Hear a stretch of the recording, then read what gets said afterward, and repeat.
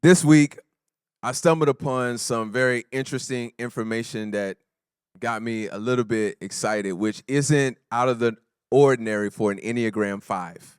Enneagram, if you know anything about Enneagram 5s are investigators, so we just like just investigating things. So I really wasn't even looking for this, but it was really interesting when I found out that obviously we know the main or one of the main ingredients in a bullet is gunpowder. It's the gunpowder that actually makes the bullet actually project. But did you know that there were these Chinese monks who were trying to find an elixir to extend life, not end it? They're the ones who found this or discovered gunpowder.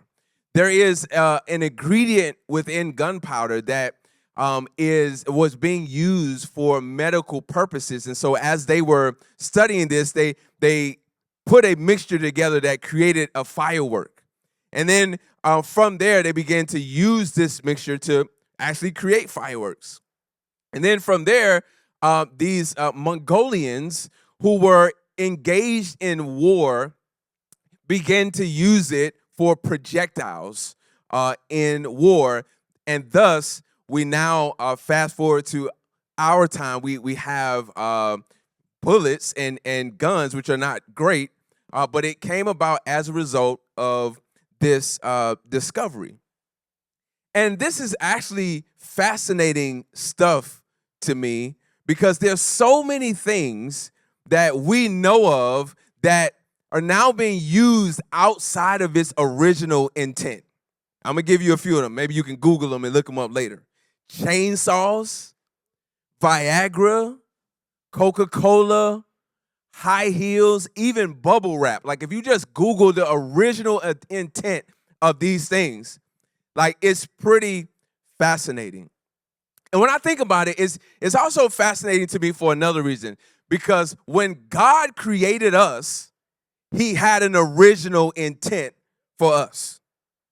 And there's so many things that we deal with, so many things that we engage with, so many things we navigate through that we were not intended to engage with or to handle or to carry.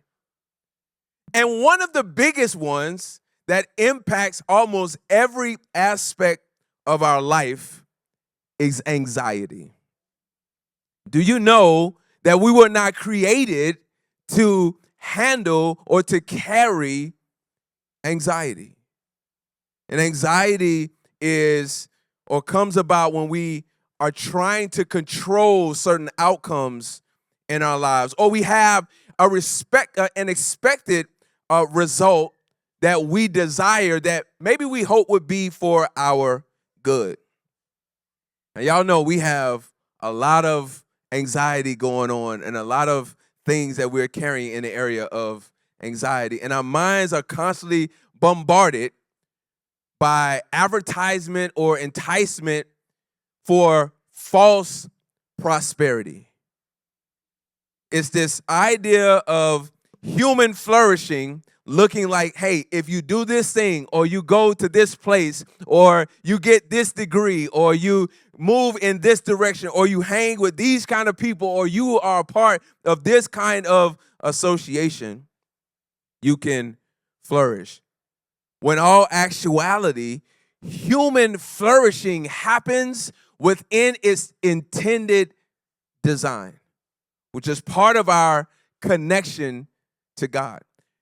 If we hit the rewind button back in Genesis 3, everything for human flourishing was provided. Everything in the book of Genesis. And God said to Adam and Eve, hey, listen. Got everything here for you. Just don't go over here and don't eat of these two trees. For those of us who have kids, we know that's like we told, hey, stay over here. Everything is just do not venture. Something in us, just like we just have to venture. And so they were deceived in thinking that God left something out. Or what is it about this over here?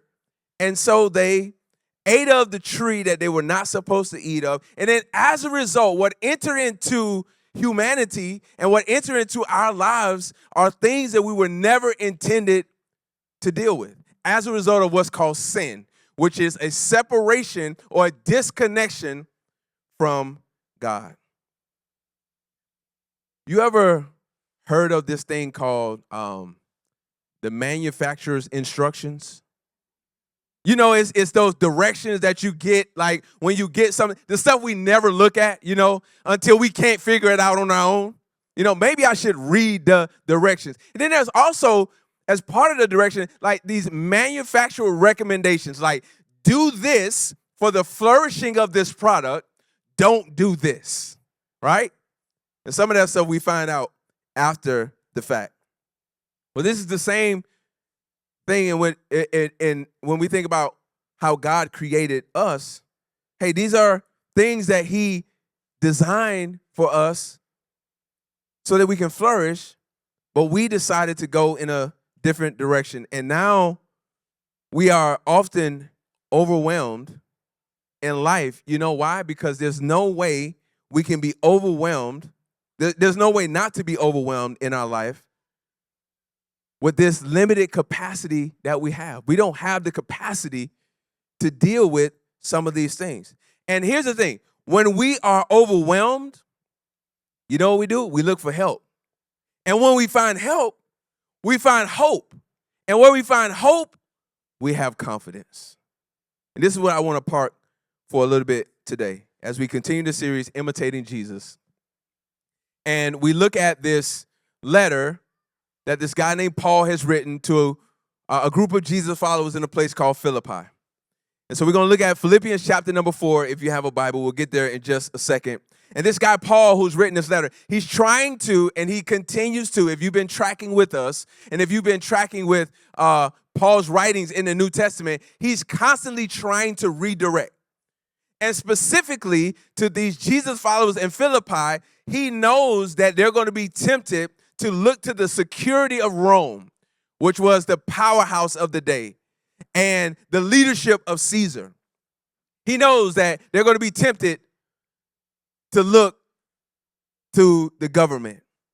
He knows that they're going to be tempted to indulge in the pleasures that everyone around them is enjoying, because that's going to seemingly bring them joy and satisfaction. He also knows that they're going to be tempted to operate outside of the boundaries that Jesus has established for his disciples, for his followers.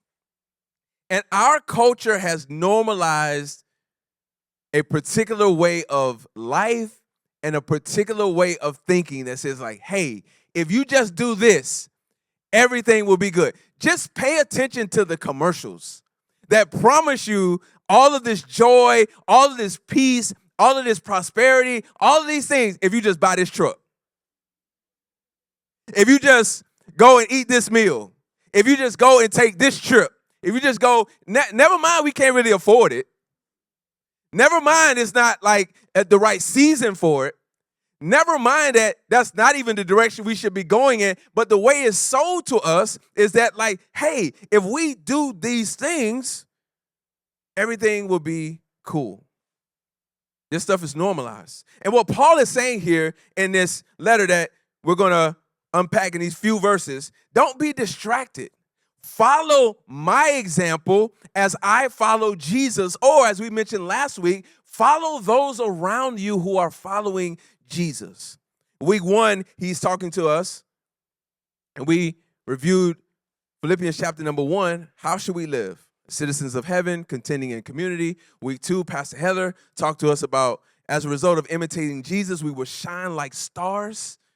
to the community and the people around us, to be witnesses of what the kingdom of heaven is. Last week, I talked to us about having the right focus. Jesus is the standard, and he's also our salvation, who we look to.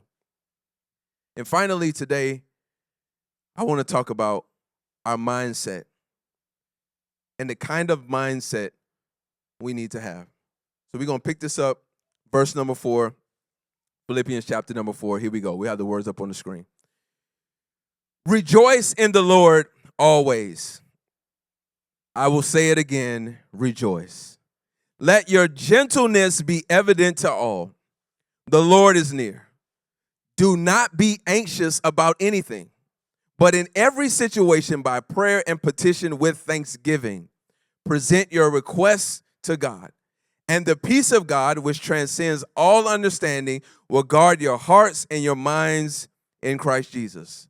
Finally, brothers and sisters, whatever is true, whatever is noble, whatever is right, whatever is pure, whatever is lovely, whatever is admirable, if anything is excellent or praiseworthy, think about such things.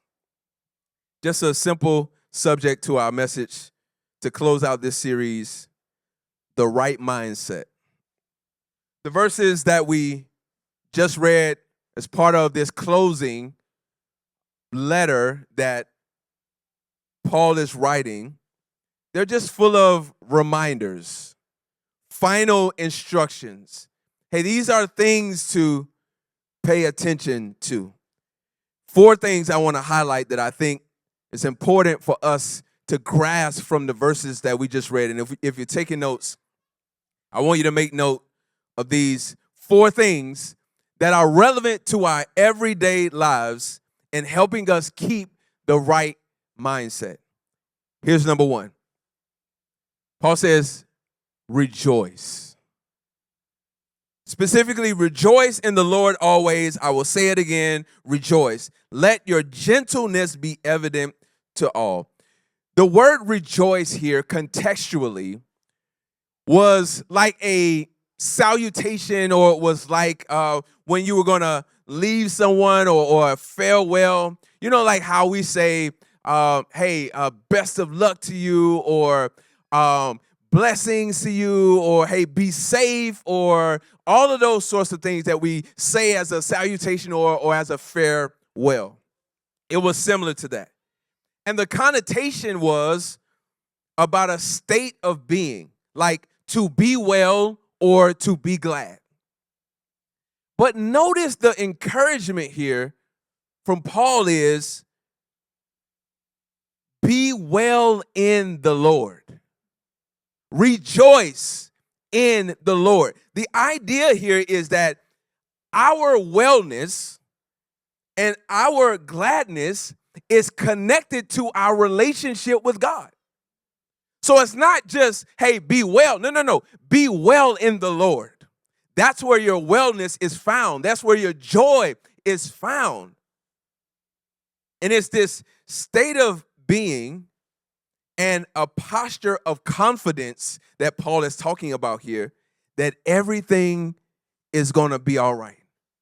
Like, even if things are not well, I can have a mindset of wellness because of my relationship with God. Because I live my life in such a way that I believe that it will be well even if it isn't well. It will be all good even if it isn't good right now. This is why joy, which is what rejoice is related to, this is why joy is a fruit of God's Spirit at work in us. How can one remain well and confident without hope in God? We have to put our hope in something in order for us to be joyful. The culture that we're in really promotes happiness. That's what the culture promotes. But happiness means we need to have good things happening in our lives. But what if good things are not happening? How can we have stability? And this is what Paul is talking to us about, having a mindset of joy or rejoicing. I'm thinking about this song that some of you may have heard of before. Have you heard of the song, It Is Well? Like, it is well with my soul. Some of you don't know the story behind it is well. But it is well is really a prophetic declaration is what it is. It was written by this guy, Horatio Spafford. And he was a very wealthy guy. And he was wealthy as a result of real estate. And I believe it was in Chicago where he was doing his business. But there was a fire that basically destroyed properties and all of his business related stuff. It led him to financial ruin. And so he's trying to, get his life back together and rebuild his portfolio or, just kind of get back to where he needs to be. And then he's going to go on this trip. But he decided not to go on the trip, or he decided to delay going, but he's going to send his family ahead of him. So he sent his wife and his 4 daughters, and he gets a telegram from his wife saying, saved alone because the ship sank and his 4 daughters died. Now, all this happened in the span of 2 years. He's lost his business. He's in financial ruin. He loses his children or his 4 daughters. And then he writes this hymn. It is well with my soul, when it was not well with his soul. I want you to go back and read the lyrics to It Is Well With My Soul. It is a prophetic declaration that it will be well even though it is not well now. And it was because of his life being anchored in his relationship with God. This is what Paul is talking about. Because sometimes to rejoice is not because things are good, but it's a prophetic declaration to ourselves and others around us. And then here's the second part of what Paul is saying here in this verse. He says, let your gentleness be evident. This is why he's saying this. If we live with this prophetic declaration of a life of joy, then we can show up in a way where we're moderate. You know those people who you just don't know what you're going to get when you see them? You're like, oh man, is he going to be happy today? Is he going to be sad today? Is he going to be mad today? Just all over the place emotionally. But when we have joy, we can live with moderation. So when the stuff hits our lives, because we're anchored, we don't get tossed to and fro because of stuff breaking out in our lives. And here's the thing, and I really despise how we sometimes coach people to act like things are not going wrong in their lives, where we just over-spiritualize stuff. No. This is not what Paul is talking about. This is not what I'm saying. I'm not saying we ignore what's happening in our lives. I'm saying we entrust what is happening in our lives to God. I'm going to say that one more time. We don't ignore what is happening in our lives. We entrust it to God because he is in control. So Paul says rejoice. Second point here, after he says rejoice, he basically says relax. Don't be anxious. The first part of verse 6 specifically says, don't be anxious about anything.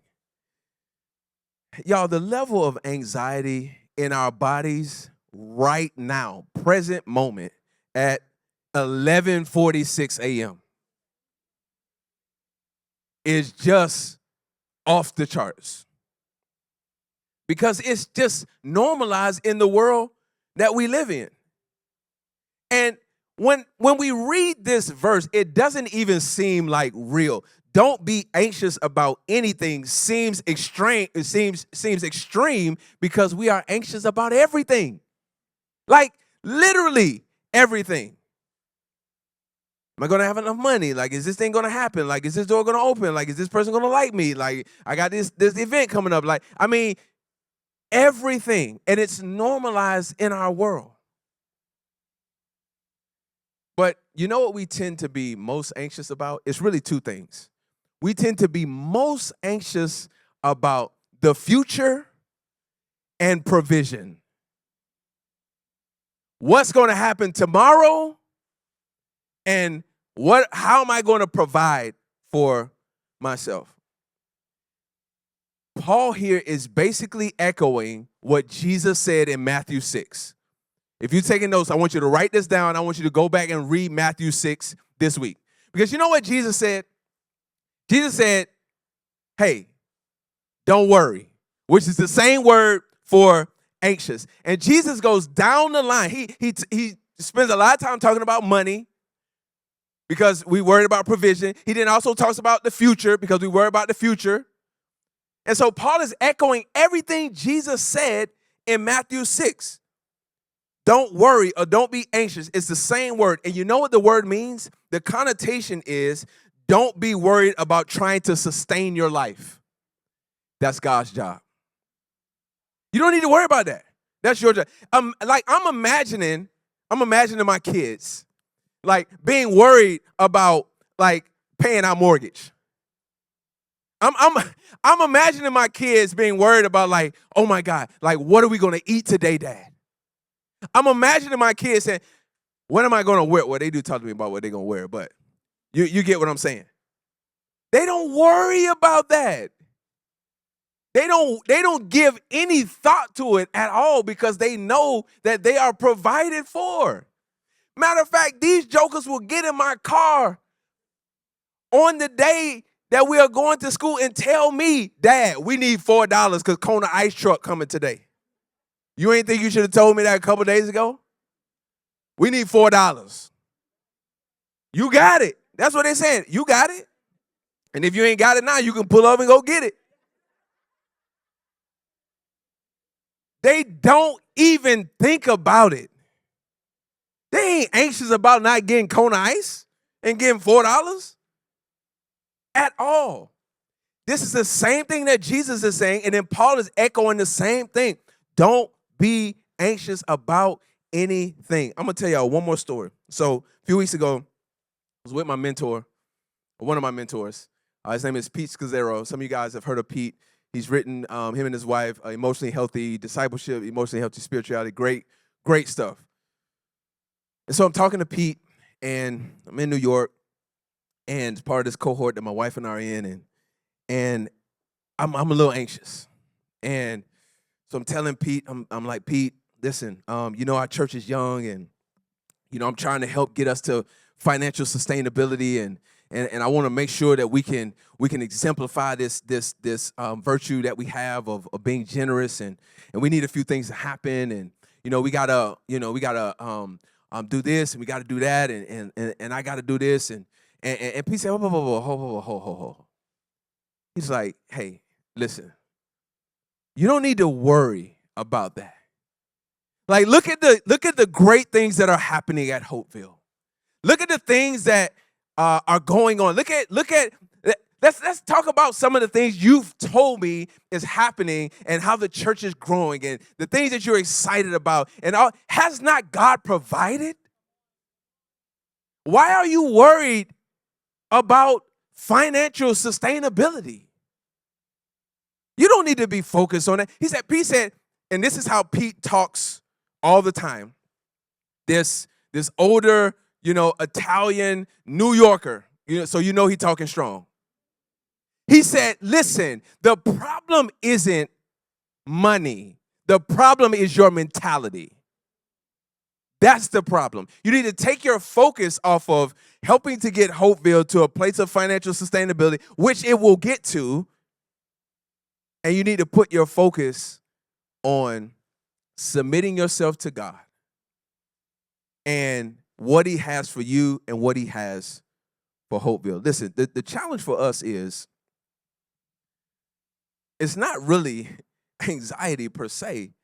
It's like we do get anxious, and then we feel guilty about being anxious. So we feel like we've done something wrong because we feel anxious. Like, don't you think that it wouldn't say anything about anxiety if we didn't get anxious? No, when we get anxious, and I mentioned this last week, it's an invitation to prayer, which is my next point, because even though we know God is in control, what is our part? Well, our part is the next point, to rejoice, relax, but then present our requests. In every situation, by prayer and petition with thanksgiving, present your request to God. And listen, this is the benefit. The peace of God, which transcends all understanding, will guard your hearts and your minds in Christ Jesus. You know, we got to spend time reading through the Gospels, because if we're going to be like Jesus and we're going to follow him, we kind of need to know him. And we need to know what he did. You know, one of the things that he did was he modeled this idea for us about bringing requests to God and the peace of God guarding our hearts and our minds. In Matthew 26, verses 36 through 39, or basically a few more times after that, Jesus prays 3 times.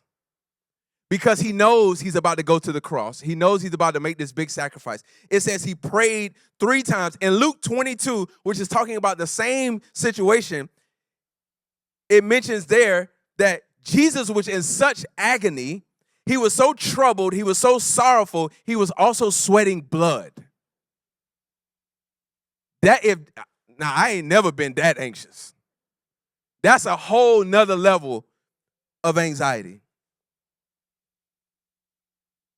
But this is what we see in Jesus.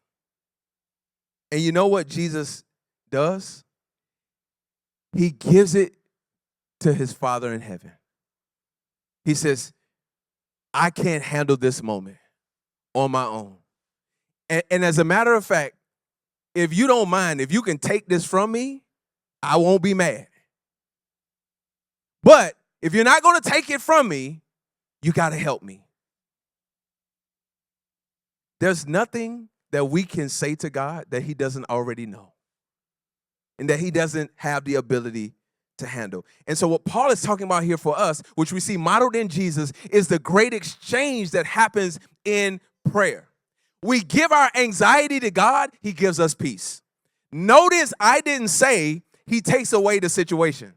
Notice I didn't say he solves the problem the way we want him to solve it. Notice I didn't say it goes away. No. We give him our anxiety, he gives us peace. Sometimes it's peace in the middle of the storm. Sometimes it's peace because he removed it. Sometimes it's peace because he just is helping us to keep our mind. Like the old saints would say back in the day, I'm just glad I'm in my right mind. And the Lord kept me in my mind. Some of y'all don't know anything about that. What this means is that we should have a routine and a regularity of prayer that provides a release for us. And it's not an accident that after, when you continue to read in Matthew 26, after Jesus has prayed 3 times, after he's been sweating blood, this is when the guards show up to arrest him. And Jesus is just as chill. And you know who ain't chill? The disciples, especially Peter, done cut the man's ear off. Because Peter ain't been praying. Peter was asleep. And Peter, this shows us what happens when we pray and God's Spirit helping us to deal with tough situations. We can show up peacefully even though we know what's about to go down ain't good. This is the peace that transcends all or surpasses all understanding. But as a result of bringing our request to God. Let me give you the last one. So after we rejoice and we relax and we present our requests, the last point here is to set our mind on righteous things.